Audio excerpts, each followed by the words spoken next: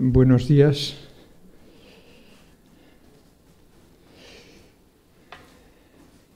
Consejera, es presidente de Crisalia, ¿no? Presidente también de CEPES, estimado consejero del Consejo Económico y Social que presido, y presidente del Consejo Económico y Social, que yo siempre le llamo mi rector, porque para mí es una figura muy importante. Mis primeras palabras me gustaría que fuesen de agradecimiento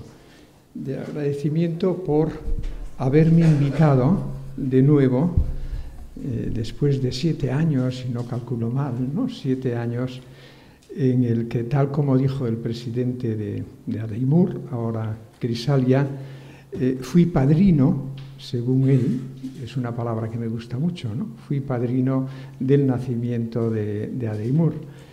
Y me gustan mucho los sacramentos, no crean que por muchos motivos, es decir, porque la definición, cuando yo estudiaba el catecismo, es que imprime carácter y es imborrable. Claro, tú eres catedrático y puedes dejar de serlo, estás casado y puedes divorciarte, pero esto no se cambia, ¿no? Por lo tanto, los sacramentos me gustan mucho.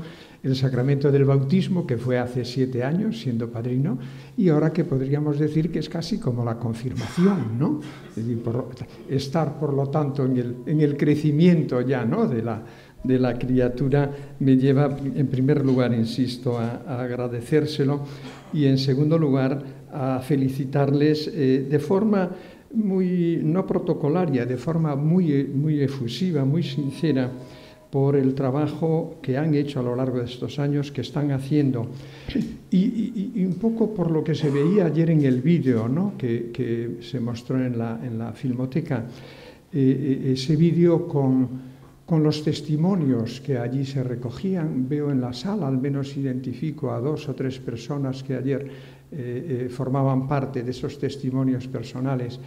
Y es muy importante porque esos testimonios te dicen que los esfuerzos tienen frutos, que se puede salir de situaciones personales o familiares muy duras, donde uno podría pensar que ya no eres capaz de salir de ese pozo negro, por decirlo así, y sin embargo sí que es posible. Por lo tanto, de verdad, felicitaciones. Y también felicitación en ese esfuerzo por transformar, por dar visibilidad, decía el presidente ayer, y lo decía también hoy, por dar visibilidad, porque es verdad que en parte lo que no se ve para la mayor parte de la gente no existe. Por lo tanto hay que ver, hay que hacer visible los éxitos, los esfuerzos y los éxitos de Adeimur, de Crisalia, para que la opinión pública en general, para que la sociedad vea que aquí hay un instrumento muy potente para hacer frente a las situaciones de vulnerabilidad, de fragilidad en las que a veces la vida te mete, ¿no? Por lo tanto, insisto, agradecimiento. También, y aprovecho aquí, es una manera de hacer mi manifestación de cariño y reconocimiento. Juan Antonio Pedreño nos daba, hoy a la mañana le preguntaba yo a mi directora de gabinete, dice, oye, ¿la ley integral de economía social se ha aprobado o no? Porque nosotros hicimos ya el dictamen. Bueno, ahora acabo de enterarme en la noticia que ha dado Juan Antonio de que hoy es martes, por lo tanto hoy se aprueba por el Consejo de Ministros y pasa, por lo tanto, a trámite parlamentario. Creo que es un momento importante, pero eso me permite hacer un reconocimiento así personal a Juan Antonio Pedreño de las personas que te encuentras en la vida, y que en mi caso me he encontrado al llegar hace 3 años a la presidencia del Consejo Económico y Social de España. Una de ellas, probablemente una de las más admiradas por mí, es Juan Antonio, ¿no? Es un tractor tremendo, es una máquina que con elegancia, casi con humildad, no sé si con modestia. Ayer decía el consejero que alguien le había enseñado hace poco la diferencia entre modestia y humildad, ¿no? Bueno, yo creo que lo tiene todo. Juan Antonio tiene esa capacidad de tirar de todos nosotros para adelante.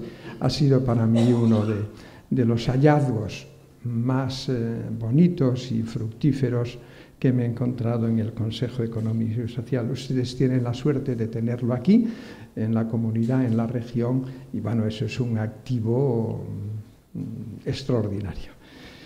Muy bien, voy allá. El límite que veo en el programa es las 11, e intentaré atender o atenerme a esa. Yo querría como exponerle 3 reflexiones, pero antes de esas 3 reflexiones me gustaría dejar claro cuál es un poco el mensaje, ¿no? Lo que quiero decir, ¿no? El mensaje. Dice, mire, tengo la convicción y cada vez la mayor seguridad, diríamos, académica, científica y también política, de que tenemos que adquirir en nuestras sociedades pluralistas, en las democracias liberales, ¿no? En esas democracias que intentan combinar eficiencia económica con sociedad justa, ¿no? Con libertades individuales, civiles, sociales y también económicas, que en este tipo de sociedades, insisto, pluralistas y democracias liberales, tenemos que adquirir el compromiso público con una garantía de empleo, en el sentido de que toda persona que quiera trabajar y esté en condiciones de hacerlo, tiene y no encuentre un trabajo en la economía comercial, mercantil, en la economía privada normal, tiene que tener garantizado un trabajo que le permita dignidad, que le permita desarrollo profesional y humano y que le permita también ingresos. Este es mi mensaje fundamental. Va más allá. Lo que estoy diciendo, ese compromiso va más allá de las personas en situación de vulnerabilidad o de riesgo de exclusión social. Estoy yendo más allá. Ese compromiso es necesario, porque de lo contrario, nuestras democracias liberales pueden verse impulsadas a lo que ya sucedió en los años 30.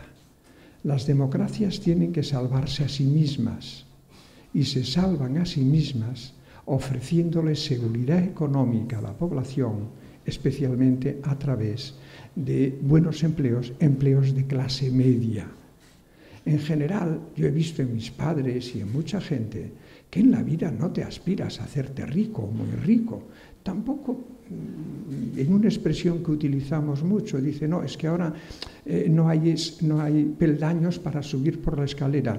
Mucha gente, lo vi en mis padres, tampoco aspira a subir muchos peldaños por la escalera. ¿A qué aspiramos? ¿O a qué aspira la gente normal? Aspira a poder desarrollar una vida digna, a poder construir vidas de clase media donde tengas, ¿no?, los recursos necesarios para alimentar a tu familia, para llevarla adelante, para tener un coche, para tener unas semanas de vacaciones al año y también para poder construir una reserva de dinero que te enfrente un poco a las contingencias de la vida. Esto es lo que aspiramos, o lo que aspiran en general las personas, y esto las democracias liberales como las nuestras se lo tienen que asegurar, porque de lo contrario no debería sorprendernos que porciones más importantes, más grandes de nuestras sociedades estén apoyando electoralmente a opciones que en muchos casos recuerdan a los fascismos de los años 20 y 30, ¿no? Bueno, este era mi mensaje. A partir de aquí voy a las 3 cosas que quería decirle, pero insisto, tenemos que adquirir un compromiso con el empleo que signifique que toda persona que quiera trabajar y esté en condiciones de poder hacerlo, que hay que definirlas, que esté en condiciones y que no encuentre un buen empleo de clase media en la economía privada, pueda garantizarle que sí tendrá una oferta de un contrato de trabajo para poder llevar una vida digna. Mis tres, en la media hora que me queda, las tres reflexiones que quisiera un poco trasladarles y que en algún caso tengo la esperanza de que puedan ser argumentos un poco también para defender, fomentar las empresas de inserción. El primero es, si queremos luchar contra la desigualdad en términos generales y en particular contra la vulnerabilidad que sufren muchas personas y el riesgo de exclusión social, ¿qué caminos tenemos para luchar contra esto? Bueno, simplificando mucho, podríamos decir, hombre, pues tenemos dos caminos.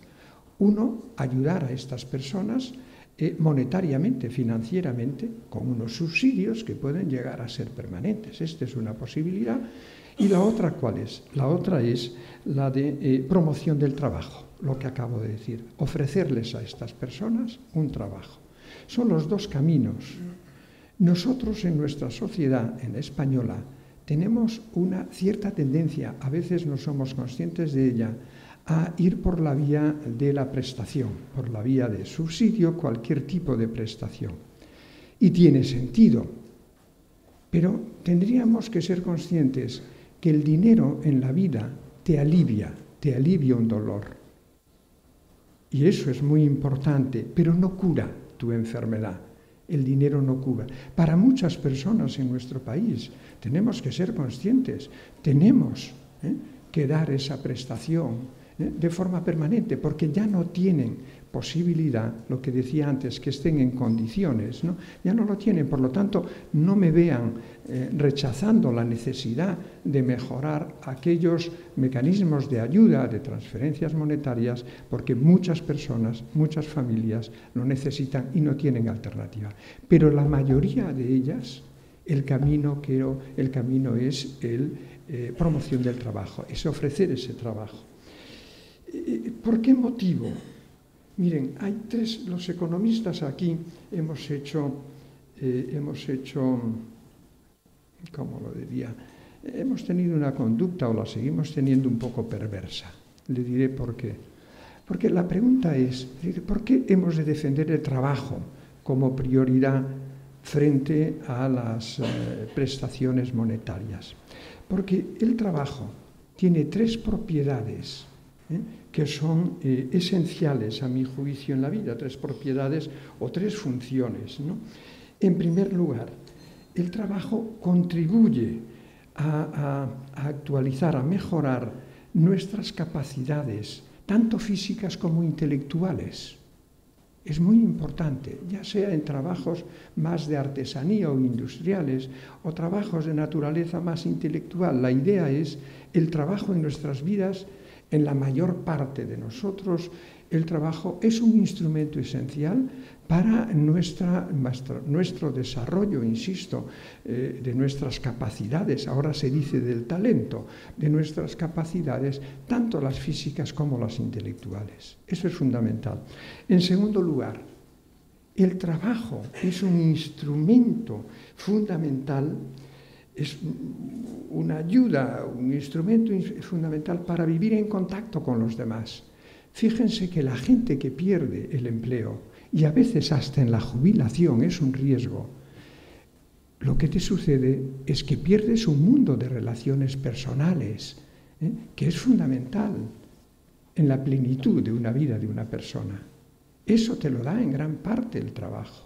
Nuestros mejores compañeros o compañeras, las relaciones que tenemos en la vida cotidiana, muchas vienen a veces de la escuela, otras vienen del mundo del trabajo. Ese es un segundo atributo que nos da el trabajo y que no nos da la prestación social a secas. Y en tercer lugar, el trabajo pues es el medio a través del cual pues, logramos aquellos recursos económicos que nos permiten decir. ¿Por qué digo que los economistas, no solo, pero los economistas, hemos hecho un mal una mala aportación a la sociedad, porque hemos identificado el trabajo únicamente como la fuente de ingresos para vivir. Y nos hemos olvidado de las otras dos condiciones. Y esto es una mala aportación. Insisto, porque cuando uno pierde el empleo, si se dan cuenta y han tenido la desgracia de pasar por esa situación, cuando pierdes el empleo no solo pierdes el ingreso del salario, pierdes aquellas otras dos cosas. Por lo tanto, insisto, hemos de adquirir y trabajar por ese compromiso que decía antes, de que toda persona que quiera trabajar y esté en condiciones de hacerlo debe garantizársele un empleo. Podría buscar argumentos, digamos así, doctrinales, ¿no? Para esta idea que les he trasladado, por si esos argumentos adicionales pueden fortalecer mi propio argumento. Y he escogido dos, casi tres. Uno, un párrafo de la carta encíclica Fratelli Tutti del Santo Padre Francisco, ¿no?, sobre la fraternidad y la amistad social. En el punto 162, es un poquito largo, pero me voy a permitir leerlo todo, ¿no? En el punto 162 dice: el gran tema es el trabajo. Lo verdaderamente popular, porque promueve el bien del pueblo, el bien común, es asegurar a todos la posibilidad de hacer brotar las semillas de Dios, las semillas que Dios ha puesto en cada uno, sus capacidades, su iniciativa, sus fuerzas. El punto 1 y 2 de mi explicación. Por ello insisto en que, dice el Santo Padre, por ello insisto en que ayudar a los pobres con dinero debe ser siempre una solución provisoria para resolver urgencias. Yo decía, alivia el dolor, ¿no? El gran objetivo debería ser siempre permitirles una vida digna a través del trabajo. Por más que cambien los mecanismos de producción, la política no puede renunciar, consejera, decía, la política no puede renunciar al objetivo de lograr que la organización de una sociedad asegure a cada persona alguna manera de aportar sus capacidades y su esfuerzo al bien común. Porque no existe peor pobreza que aquella que priva del trabajo y de la dignidad que da el trabajo. En una sociedad realmente desarrollada, el trabajo es una dimensión irrenunciable de la vida social, ya que no es solo el modo de ganarse el pan, sino también un cauce para el crecimiento personal, para establecer relaciones sanas, para expresarse a sí mismo, para compartir dones, para sentirse corresponsable en el perfeccionamiento del mundo y, en definitiva, para vivir como pueblo, como sociedad. No me vean con la intención de hacer proselitismo, en este caso, esto de la carta encíclica, aunque creo que vale la pena. Pero por si a alguno le ha parecido excesivo esta fuente, lo voy a compensar con una más laica, ¿no? Dice un gran economista, probablemente una de las personas que mayor influencia tiene en el mundo digo, no solo en Europa, en el mundo financiero y en el mundo económico. Es Martin Wolf, que es el Chief Economist, el jefe de opinión del diario financiero Financial Times. Es el diario probablemente de mayor influencia en el mundo de los negocios financieros y económicos. He tenido el placer la semana pasada de estar con él en La Toja, en un foro que hicimos en La Toja. Pero Martin Wolf acaba de publicar hace poco, él es inglés, es británico, y acaba de publicar un libro que está traducido al castellano, se llama La crisis del capitalismo democrático.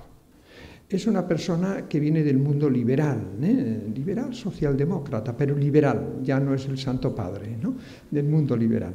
Y en ese libro Martin Wolf para sorpresa mía, cuando lo leí, dice en un capítulo que es hacia un nuevo contrato social, que es una expresión que en los últimos años he utilizado mucho para intentar trasladar el mensaje de que una sociedad liberal, donde todos somos un poco diferentes, cada uno tenemos motivaciones, valores diferentes, donde perseguimos distintos objetivos, donde somos ricos y pobres en una sociedad liberal de este tipo, mi idea es que tiene que haber un pegamento, un poco que nos haga sentirnos a todos miembros de una comunidad, miembros de un país. Y ese pegamento, en los últimos años he venido diciendo que es el contrato social. La idea no de pacto, de contrato, porque contrato es fuerza.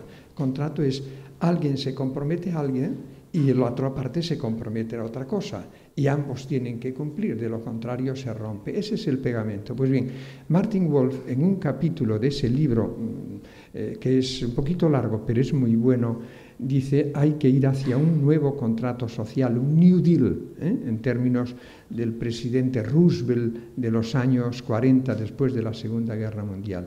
Y en ese capítulo, de pronto me he encontrado con la defensa de Wolf desde el mundo liberal, laico, por decirlo así, y Wolf dice, nuestras sociedades se tienen que comprometer a ofrecer un contrato a toda persona que quiera trabajar, esté en condiciones de hacerlo y no lo encuentre en la economía mercantil mundial. Fíjese, es lo mismo, es la misma idea.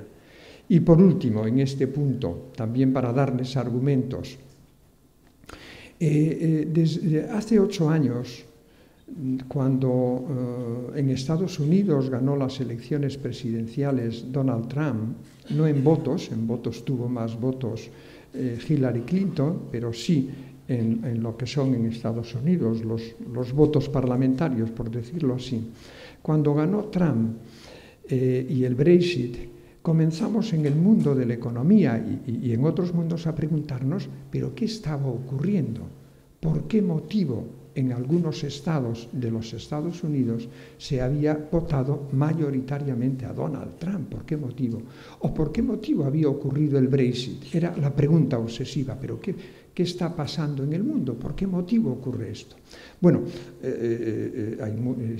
hemos hablado mucho y se ha publicado mucho y se ha hablado mucho del por qué, pero hay un libro que, de nuevo, para ir al mundo liberal, no al mundo del Santo Padre, ahora ya es exagerado esta oposición que hago, un gran economista de Estados Unidos, de la Universidad de Chicago, que es un poco la universidad más liberal en economía, pero que fue también presidente del Banco Central de la India, se llama Rajaram Rajan, es uno de los grandes economistas, publicó un libro, publicó un libro y se llama El tercer pilar, no está traducido al castellano aún, el tercer pilar de la prosperidad. Claro, miras el título y dices, ¿cuál es el tercer pilar y cuáles son los otros dos? ¿No? El subtítulo ya te indica por dónde va. El subtítulo es cómo el mercado, la economía mercantil, cómo el mercado y el Estado dejaron atrás a la comunidad. El tercer pilar de la prosperidad de Rajan es la prosperidad de los territorios, es la prosperidad de las pequeñas y medianas ciudades, es la prosperidad del mundo rural. Durante 20 años nos hemos olvidado de ese mundo. Es decir, la economía ha crecido, la productividad ha aumentado, pero en beneficio de los grandes, de las grandes urbes, de las metrópolis. ¿Quién votó el Brexit, la salida del Reino Unido de la Unión Europea? No votó a favor Londres, la gran área metropolitana de Londres, el área rica, no la votó. En Londres, área metropolitana, se votó continuar en el Brexit. Pero entonces, ¿quién votó en el Reino Unido para que hubiese ganado? Aquellas ciudades pequeñas, medianas, a veces grandes, como Manchester, Liverpool, del medio norte del Reino Unido, que durante los 20 años anteriores habían ido perdiendo prosperidad porque habían ido perdiendo los buenos empleos. En España, si me permiten, como soy de Vigo, aunque muchos me dan como catalán, soy de Vigo, ¿recuerdan los lunes al sol? la película, ¿qué es Los lunes al sol? Es la historia de una ciudad próspera en los años 70, 80, casi 90, que de pronto con la desindustrialización, la globalización, va perdiendo prosperidad porque pierde empleos. Recuerden, los personajes del lunes al sol pierden sus buenos empleos. Esto es muy importante. O recobramos la prosperidad, los buenos empleos, para los territorios de nuestro país, de nuestras democracias, o de lo contrario, las democracias se arriesgan a la deriva, llamamos ahora populista, a la deriva que lleva finalmente como nos dicen los años 30, que se arriesga finalmente, como nos dicen los años 30, hacia el populismo. Por lo tanto, este era mi primer argumento. Tenemos que defender que toda persona que quiera trabajar tenga la posibilidad de hacerlo. Y ustedes son, ¿no?, uno de los mecanismos para hacerlo. Por lo tanto, mi segunda pregunta es, bueno, ¿y cómo lo hacemos? ¿No? ¿Cómo hacemos esto? Hoy, de hecho, ya me han triturado el terreno, o más labrado el terreno, diría más bien, las intervenciones anteriores, ¿no? ¿Por qué motivo?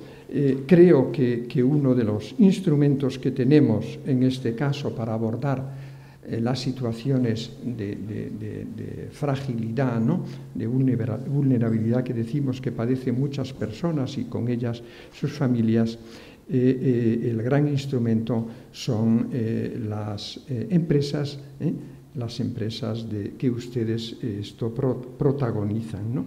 Y para favorecer eso, ¿qué elementos tenemos? Bueno, yo tenía anotado mentalmente cinco que solo enuncio. Uno, el tener un marco legal, un marco normativo claro, bien definido de lo que son empresas, ¿no?, las empresas de inserción que ustedes definen. Y me iba a apoyar, les iba a decir, dice, miren, el Consejo Económico y Social que presido tuvo la ocasión, me parece que fue en mayo del 2023, de emitir un dictamen sobre el anteproyecto de ley de economía social, ley integral, me parece que se llama, ¿verdad, Juan Antonio? Ley integral de economía social.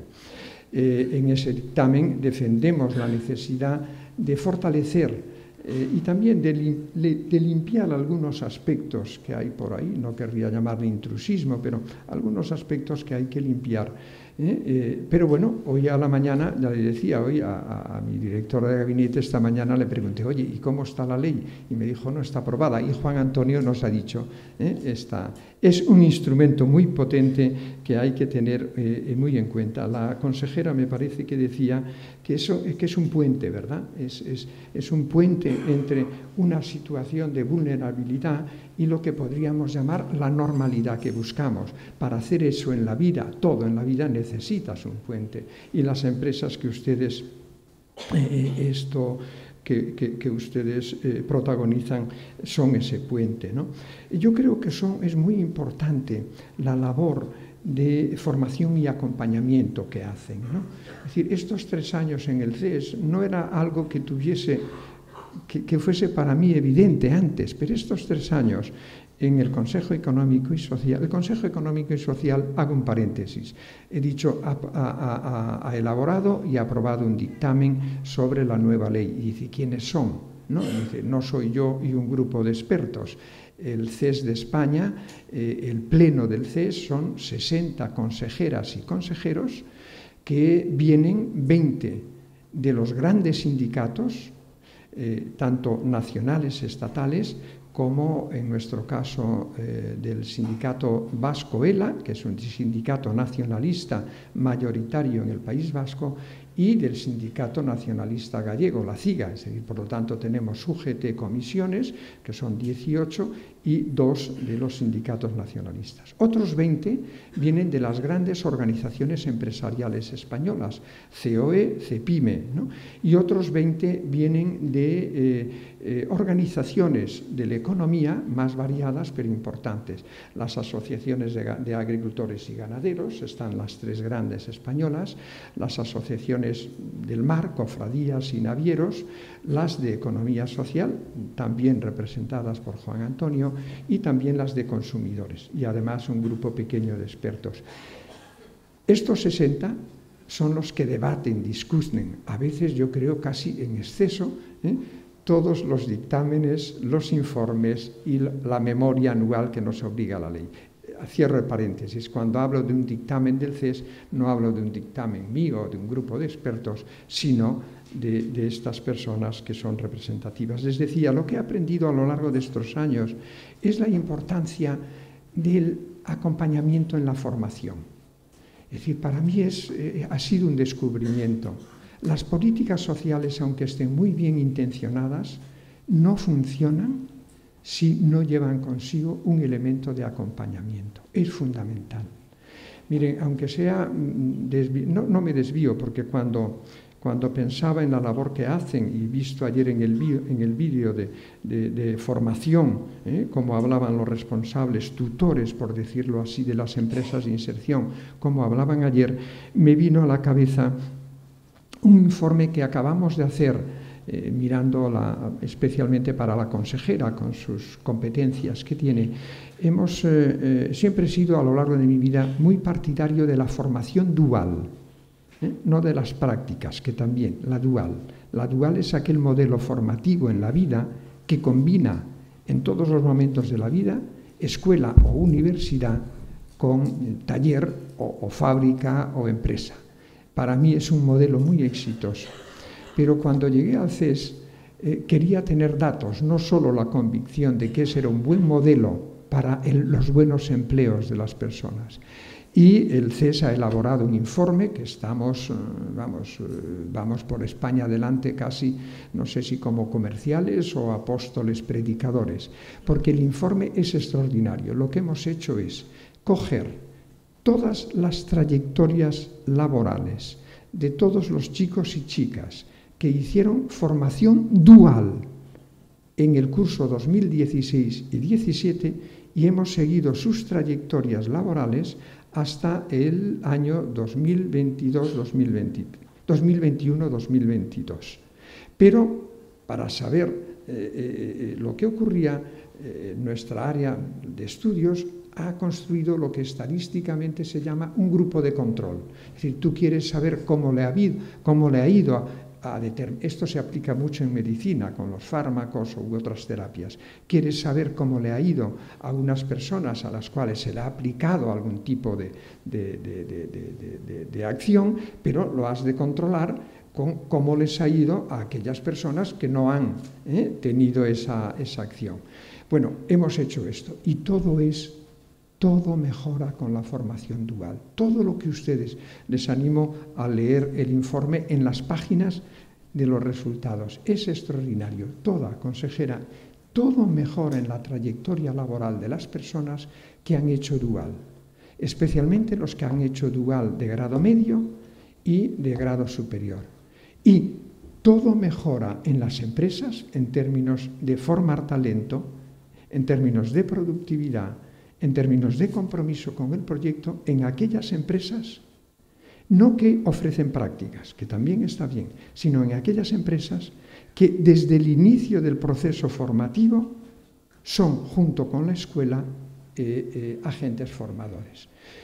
Esto, traducido a lo que ustedes hacen en esas empresas puente, que son las empresas de inserción social, es esto, por lo que he visto en el vídeo, ¿no? Es escuela y taller, por lo que he visto ayer, ¿no? Y creo que esto es muy importante y les felicito, ¿no? El otro gran instrumento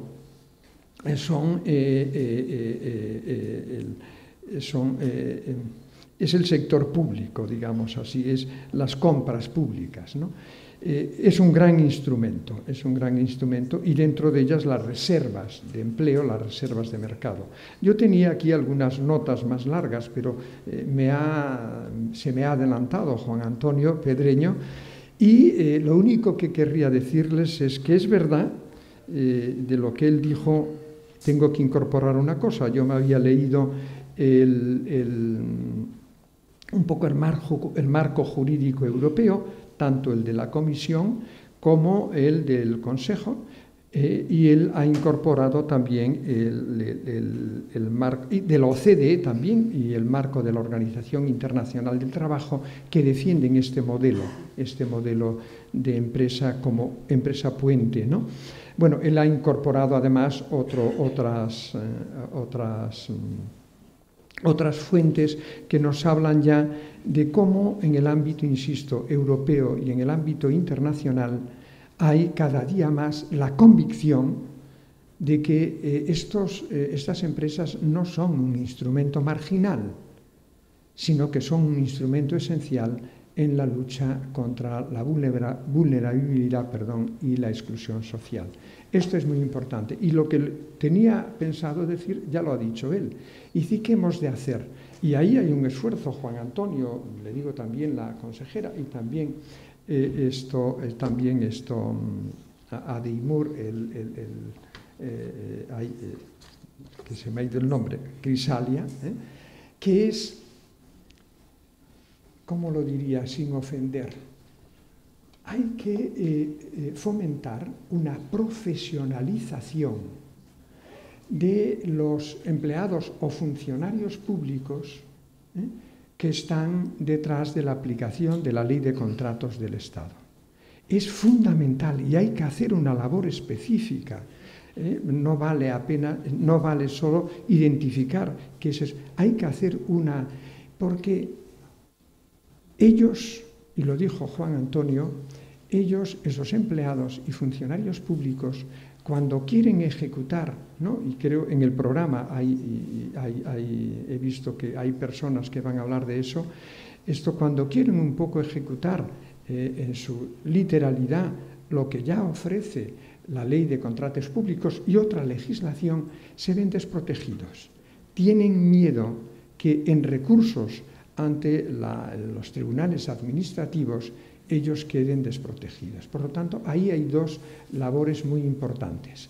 Una, la formación, la profesionalización de aquellos, insisto, empleados, funcionarios públicos, que son los que diariamente están un poco aplicando esa ley.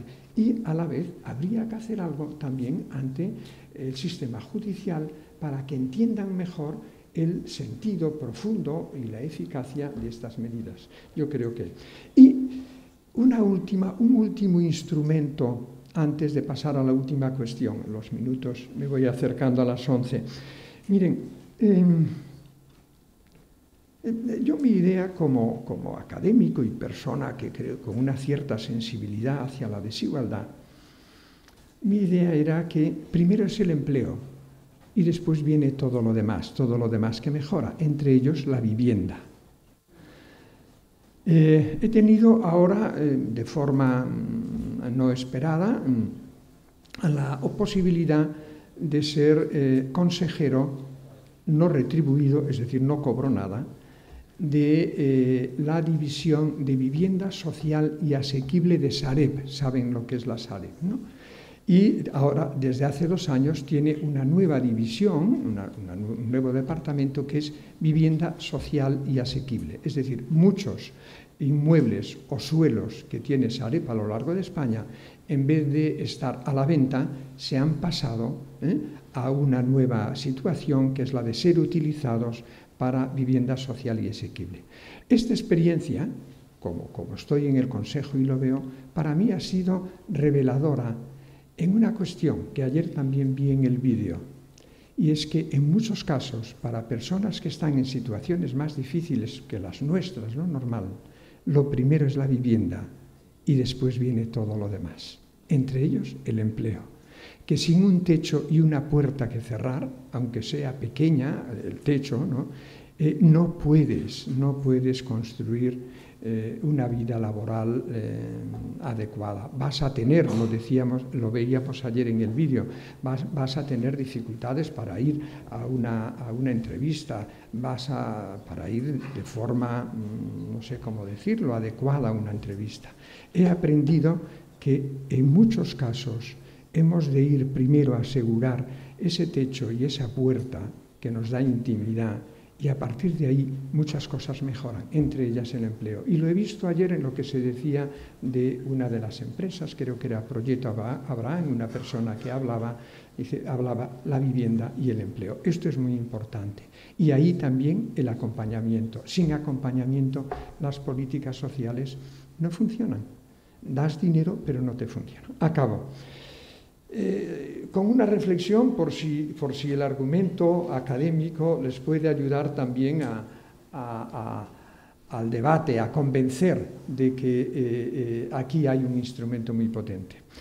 ¿Cuál es la idea? Bueno, después de haber dicho todo esto, un economista convencional podría decir, sí, pero eso es muy caro y además afecta al crecimiento de la economía. Es decir, que el trabajar por una sociedad justa, como lo hacen ustedes, un economista convencional decía, sí, puede usted hacerlo, hasta debe hacerlo, pero debe tener en cuenta que si usted quiere gastar así para lograr una sociedad más justa, la economía va a dejar de crecer un poco. Fíjense, es un dilema, decimos un trade-off, un dilema entre ¿qué hacemos? ¿Promovemos la sociedad justa aún aceptando que pueda la economía funcionar un poco peor? ¿O por el contrario, promovemos mejor que crezca mucho la economía y después ya esperamos que por goteo acabará ese crecimiento beneficiando a todo el mundo? ¿Qué hacemos? Es un dilema tremendo, es un argumento muy poderoso en el mundo de los economistas y en el mundo de los gobiernos, es un argumento muy poderoso. Yo quiero darles un nuevo argumento que dice que no hay dilema, que las dos cosas van juntas, que son necesarias para avanzar. Miren, yo como estudiante de economía, me enseñaron, tuve que estudiar la llamada ley de Okun. Okun era un economista norteamericano de los años 60 del siglo pasado, muy preocupado por la desigualdad en su país y en el mundo, y que comenzó a recoger datos de una sociedad justa y de economías creciendo mucho, porque él quería demostrar que la sociedad justa no perjudicaba a la economía. Lo tremendo para Okun es que cuando coge todos esos datos de los años 60 y los mete en un gráfico, pongan aquí crecimiento de la economía y aquí sociedad justa, un gráfico de este tipo sencillo, coge los datos, los echa sobre el gráfico y para su desgracia resulta que esos datos decían que la relación era inversa, que si tú quieres trabajar por una sociedad más justa, estás en tu derecho, pero debes aceptar que como la relación es inversa, si aumentas por aquí, esto te baja. Dice que la economía funciona peor. Este es un dilema tremendo. Esto nos ha dividido entre conservadores y progresistas, ¿no? Entre derechas e izquierdas. Unos dicen, bueno, pues a pesar de todo voy a trabajar por una sociedad justa, y otros dicen, no, voy a trabajar por una economía eficiente que crezca y después ya se resolverán los problemas de la sociedad justa, ¿no? Esto nos dividía. Yo sabía, no le tenía que preguntar a mis estudiantes sobre su ideología política, le ponía el gráfico y les decía, ¿ustedes qué prefieren?, ¿no? Y cada uno iba diciendo las preferencias y podías como señal saber por dónde andaba cada uno sin preguntárselo, porque eso no lo puede hacer un profesor, ¿no? Esto fue tremendo. A mí me lo enseñaron y yo tengo que confesar públicamente que lo enseñé a mis alumnos también durante años. Acababas diciéndole, pero ustedes deben trabajar por una sociedad justa, si lo consideran, pero te quedaba aquello, pero la economía funcionará peor. Esto era tremendo. Pues miren, desde hace escasamente 7 años, desde que vine aquí, ahora tenemos mejores datos que los que tenía este economista llamado Okun, para más países, para más años a lo largo del tiempo. Y cuando hemos cogido, a partir del año 2017, hemos cogido todos esos nuevos datos, lo hemos echado de nuevo sobre el gráfico, de pronto déjenmelo decir así, una epifanía. Tampoco yo quiero convertir a nadie, ¿eh? Es decir, una epifanía. ¿Por qué motivo? Porque la relación con más datos y mejores y nuevas técnicas estadísticas que se llaman de Big Data, la relación no es así. La relación es así. Una sociedad más justa, bien diseñada, hace que las economías funcionen mejor. Esto es, a mi juicio, una epifanía. Y por cierto, los datos, quiero aclarárselos, no vienen del Vaticano, ¿eh? Los datos vienen del Fondo Monetario Internacional, al que algunos progresistas no le tienen mucha simpatía. Hay una nueva evidencia, hay una nueva epifanía, que lo que está diciendo es que ustedes están yendo por el buen camino. Hemos de lograr una sociedad más justa, sabiendo que eso nos va a traer una mejor economía. ¿Por qué? Porque se incorporan nuevas personas a la economía. Porque esas personas bien formadas van a tener una productividad mucho mayor. Porque va a haber un compromiso mayor, un pegamento, un contrato social. Eso es lo que hace funcionar una buena economía, una economía eficiente. Y una economía eficiente y justa hace que nuestros sistemas políticos democráticos tengan continuidad y sostenibilidad en el tiempo. Ustedes están en el buen camino. Yo lo único que he querido es darles algunos argumentos adicionales para que puedan estar dotados en esa batalla que aún así habrá que seguir haciendo. Muchas gracias por haberme invitado y por esta posibilidad. Muchas gracias.